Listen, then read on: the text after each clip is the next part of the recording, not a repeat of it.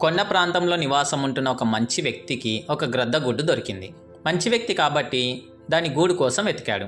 కానీ దాని గూడు దొరకలేదు. ఇక చేసేది లేక దానిని తన ఇంటిలో కోడిగుడ్లను పొదిగే చోట ఈ గద్ద గుడ్డును ఉంచాడు. కొన్నాళ్లకు కోడి పిల్లలతో పాటు ఈ గద్ద పిల్ల కూడా బయటికి వచ్చింది. కోడి పిల్లలు తమ ఆహారం కోసం క్రింద వెతుకుతాయి. ఇవి పైకి ఎగరలేవు, కానీ గద్దలు అలా కాదు, అవి ఆకాశమంతా తిరుగుతాయి. ఇక్కడ కోడి పిల్లలతో పాటు ఉన్న గద్ద పిల్ల కూడా పైకి ఎగరకుండా క్రిందే తిరగడం నేర్చుకుంది. కొంత పెద్దయ్యాక అది పైన ఆకాశంలో తనలాగే ఉన్న పక్షి ఎగరడం గమనించి తన తల్లిని అడుగుతుంది, అమ్మా, నేను కూడా అలా ఎగరగలనా అని.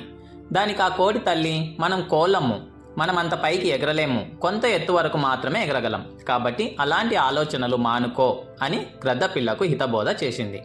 దానితో ఆ గ్రద్ద పిల్ల ఆ ఆలోచనలను మానివేసింది. నిజానికి ఈ కథలో ఉన్నది నిజంగా గ్రద్ద పిల్లే. ఎంత ఎత్తుకైనా ఎగరగలదు, కానీ చిన్ననాటి నుండి దాని మనసులో బలంగా ఒక అబద్ధం నాటబడింది. అది నువ్వు ఎగరలేవు, ఎగరకూడదు అని. ఈ కథ మన జీవితం పట్ల మనం ఎలా దృష్టి పెట్టాలో మనకు చాలా చక్కగా చెప్తుంది.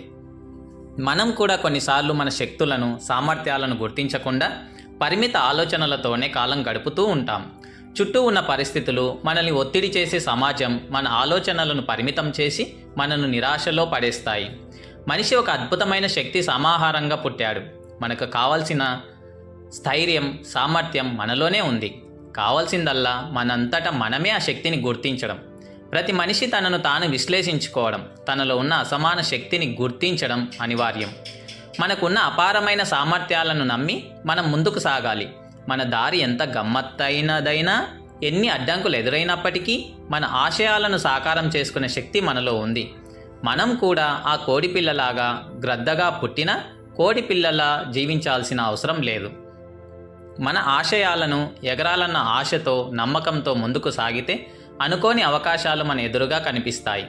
మనలోని అసమాన శక్తిని, మన ఆశయాలను దృఢంగా నమ్మితే మనం ఏదైనా సాధించగలమనే నమ్మకంతో ముందుకు సాగితే సాధించలేనిది అంటూ ఏదీ ఉండదు. జై హింద్.